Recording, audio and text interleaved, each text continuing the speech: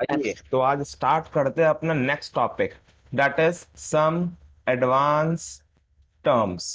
सही है। सो आज से पहले हम लोगों ने बेसिक टर्म्स कंप्लीट कर ली हैं, फराडे लॉ कंप्लीट कर लिया है, एंड आज हम लोग चलने वाले हैं कुछ एडवांस टर्म्स के ऊपर। लेकिन उससे पहले अगर मैं तुम्हें याद दिलाऊं, हम लोगों ने बेसिक टर्म्स में क्या क्या पढ़ा है।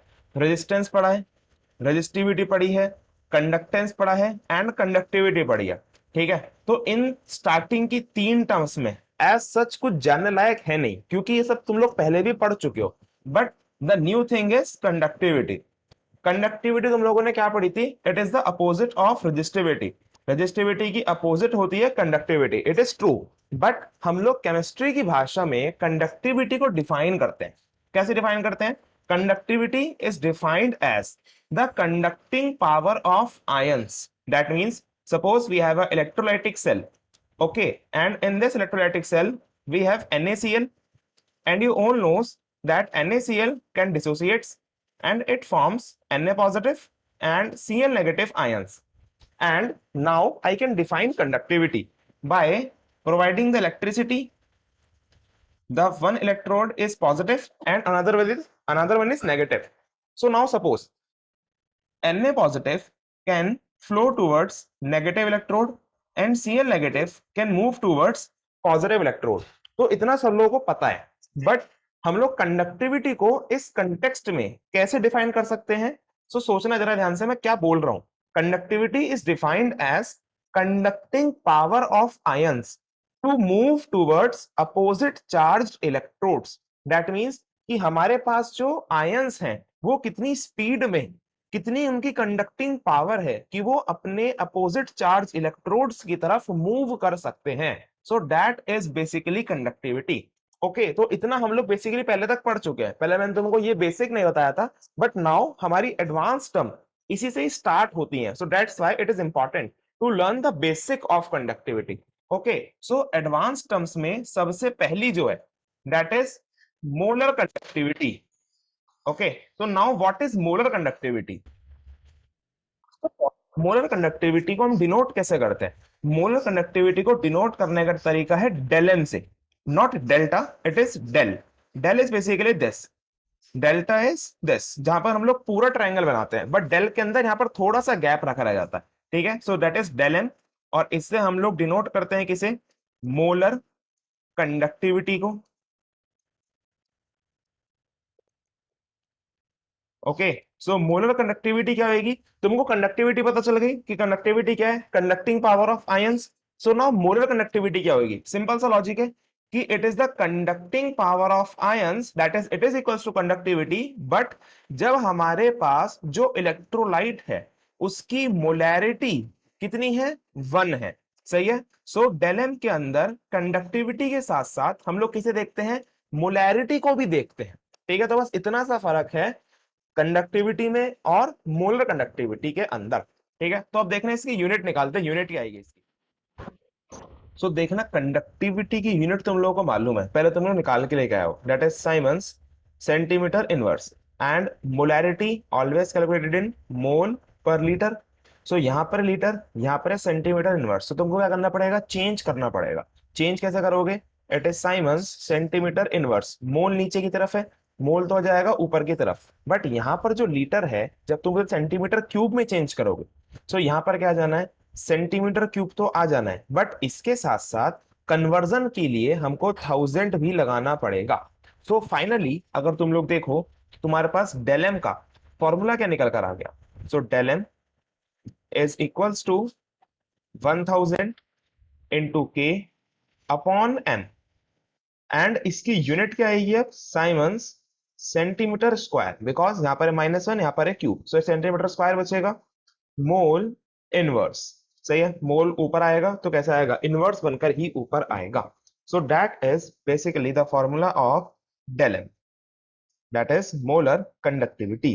अब जैसे तुम लोगों ने यहां पर मोलैरिटी निकाली है, अगर तुम लोग चाहो तो मोलैरिटी की जगह मोलैलिटी या फिर नॉर्मेलिटी या फिर कहने का मतलब कोई भी कंसंट्रेशन एक्सप्रेसिंग टर्म्स रख सकते हो। और इसी वजह से अगर तुम लोगों ने मोलैरिटी को रिप्लेस कर दिया नॉर्मेलिटी से, सो मोलर कंडक्टिविटी चेंज हो जाएगी इक्विवेलेंट कंडक्टिविटी में। क्या नाम हो जाएगा? Equivalent conductivity. So equivalent conductivity again is same thing. That is the conducting power of ions to move towards opposite charge electrodes when the normality of the solution is 1। ठीक है ना? तो अब की बार क्या होगा, बस नॉर्मेलिटी बदल जाएगी, मोलैरिटी की जगह क्या आ जाएगा, नॉर्मेलिटी वर्ड का इस्तेमाल हो जाएगा। And del E Q is equals to again same thing 1000 into K upon normality. सही है? तो इसकी यूनिट भी क्या आने वाली है, तुम लोगों को पता है यूनिट कैसे निकालोगे। नॉर्मेलिटी का फॉर्मूला क्या होता है, इक्विवेलेंट वेट अपॉन वॉल्यूम। सब लोग पढ़ के आए हैं इक्विवेलेंट वेट अभी फराडे कांस्टेंट के अंदर, फराडे लॉ के अंदर, that is molar mass upon valency factor something. Okay, so equivalent weight की यूनिट होती है ग्राम इक्विवेलेंट। क्यों? क्योंकि एक तो है वेट और वो भी कौन सा वेट, इक्विवेलेंट वेट। सो इसकी यूनिट क्या हो जाएगी, gram equivalent. Okay, then again नीचे की तरफ क्या आने वाला है, लीटर, वॉल्यूम की वजह से। सो यहाँ पर फिर से वही कन्वर्जन होएगा, तो तुम्हारे पास सेम सेम सी यूनिट आ जाएगी। तो बस सीमेंस सेंटीमीटर स्क्वायर और मोल इनवर्स की जगह आ जाएगा ग्राम इक्विवेलेंट इनवर्स। सही है? खुद कैलकुलेट करके देख लेना, सेम सेम सी बातें हैं, बस यहाँ पर मोल की जगह हमारे पास क्या लिखना है, ग्राम इक्विवेलेंट लिखना है, बाकी सब यूनिट सेम ही रहेंगी। ठीक है? तो ये हो गए तुम्हारे पास दो टर्म्स। अब इन दो टर्म्स को प्लीज नोट डाउन कर लो, बहुत इंपॉर्टेंट है इनमें से मोलर कंडक्टिविटी। देन उसके बाद हम लोग नेक्स्ट पे चलते हैं, that is limiting molar conductivity. अब एक छोटी सी कहानी है, पहले वो सुनना, उसके बाद तुम लोगों को बताऊंगा मैं लिमिटिंग मोलर कंडक्टिविटी क्या होती है। सपोज करो तुम्हारे घर पे आए हलवाई, ठीक है, और उन हलवाइयों ने बनाने शुरू करे रसगुल्ले या फिर गुलाब जामुन, जो भी तुम्हें पसंद हो। ठीक है? तो उसके अपने अपने हिसाब से सेट कर लेना। और जब हलवाइयों ने रसगुल्ले बना लिए, गुलाब जामुन बना लिए, देन उसके बाद उन्होंने चढ़ाई कढ़ाई। उस कढ़ाई में डाली क्या उन्होंने, चीनी। ये डाल दी उन्होंने चीनी, और चीनी के अंदर उन्होंने डाल दिया पानी। क्या बनाएंगे इससे, वो इससे बनाएंगे वो चाशनी। सही है? सो ये बात बना दिया इन्होंने, चाशनी के लिए पूरा का पूरा सामान तैयार। लेकिन उसके बाद हुआ क्या, जब उन्होंने उबालना शुरू करा, धीरे धीरे धीरे धीरे धीरे धीरे उबाला, देन उबालने के बाद हुआ क्या, उबालने के बाद चाशनी बननी शुरू हुई, धीरे धीरे गाढ़ी होनी शुरू हुई। अब कुछ टाइम के लिए हलवाई को हो गया कुछ काम, तो हलवाई चला गया काम करने के लिए। तो उसी टाइम पर क्या हुआ, चाशनी गाढ़ी होते होते होते होते इतनी गाढ़ी हो गई कि नीचे घोल सा बन गया, गाढ़ा गाढ़ा चीनी का। फिर हलवाई ने आके देखा कि अरे ये तो सारा का सारा सामान खराब हो गया। देन उसके बाद क्या करेगा, वो कुछ नहीं करेगा, वो ऊपर से क्या करेगा, पानी ऐड कर देगा। तो यहां से क्या करा उनने, पानी ऐड कर दिया, और पानी ऐड करने के बाद अगेन हमारे पास जो घोल था वो सही हो गया, मतलब कि बेसिकली अब गाढ़ापन ठीक हो गया। तो तुम लोग क्या कह सकते हो कि जैसे ही उसने पानी ऐड करा, तो यहां पर जो चीनी की कंसंट्रेशन थी वो क्या हो गई, कम हो गई। क्योंकि पहले पानी नहीं था, नहीं था तो क्या था, चीनी नीचे की तरफ गाढ़ी गाढ़ी गाढ़ी डिपोजिट होती आ रही थी।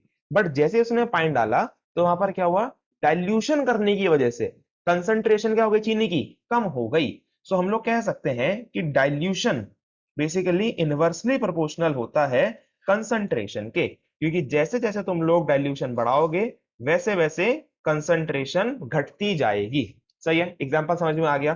देन उसके बाद तुम लोगों को यह भी पता होगा कि अगर तुमने क्या कर दिया, इनफाइनाइट डाइल्यूशन कर दिया, पानी की बाढ़ आ गई, तब चाशनी बनाते बनाते बनाते बनाते बाढ़ ही आ गई, तो उस टाइम पर हुआ क्या कि हमारे पास डाइल्यूशन हो गया इनफाइनाइट।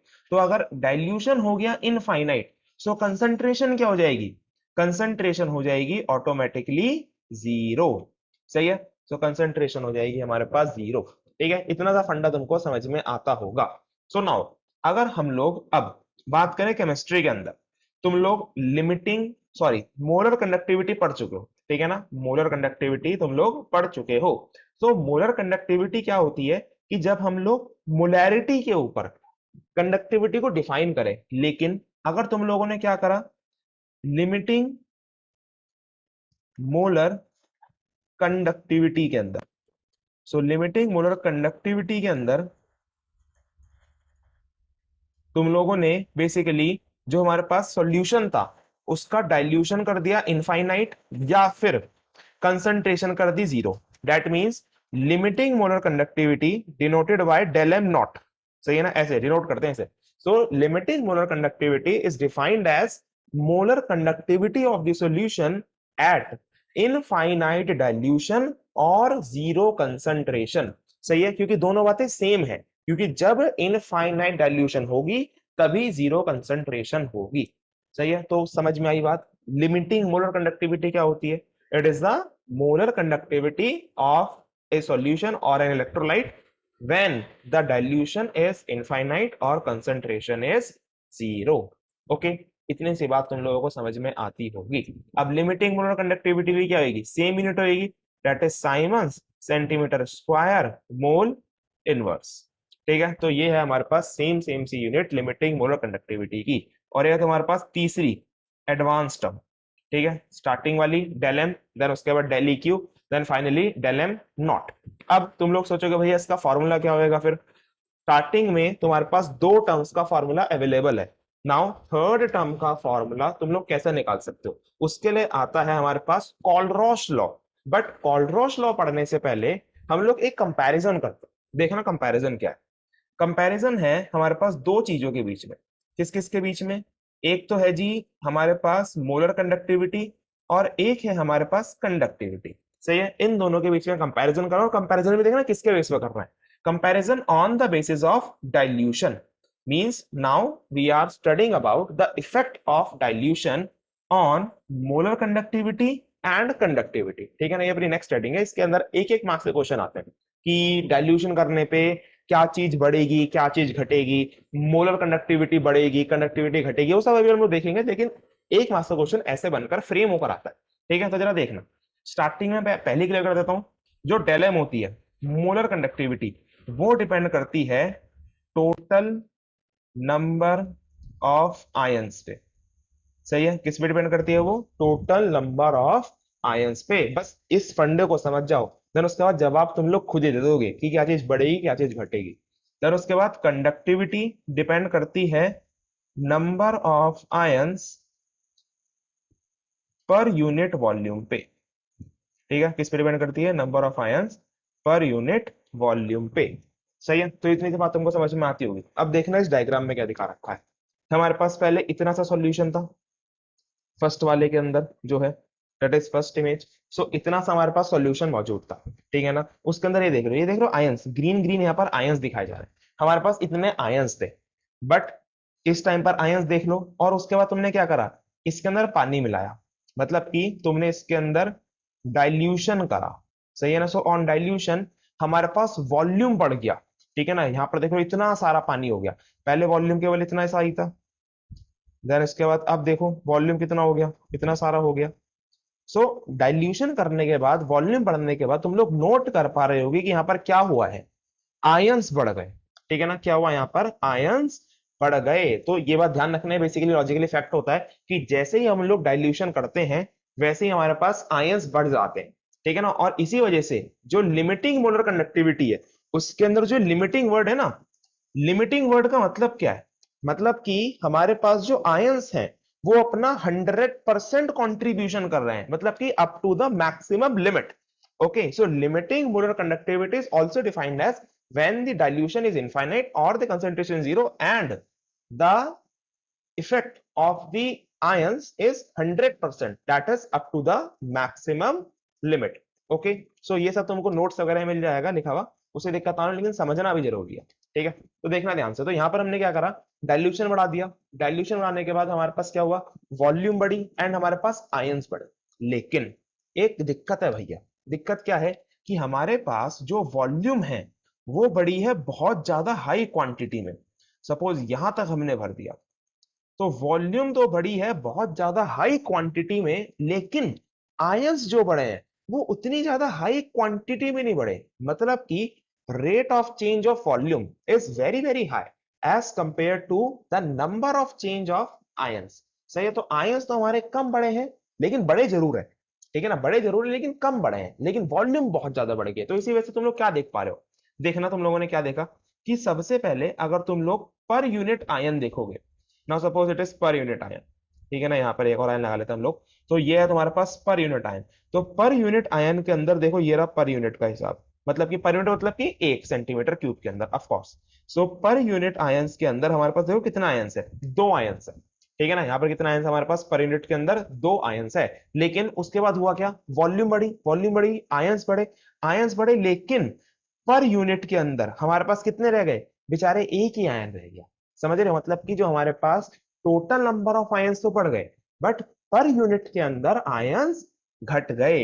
सही है। सो हम लोग लिख सकते हैं इसे, that is total ions will increase but per unit ions क्या होंगे, डिक्रीज होंगे।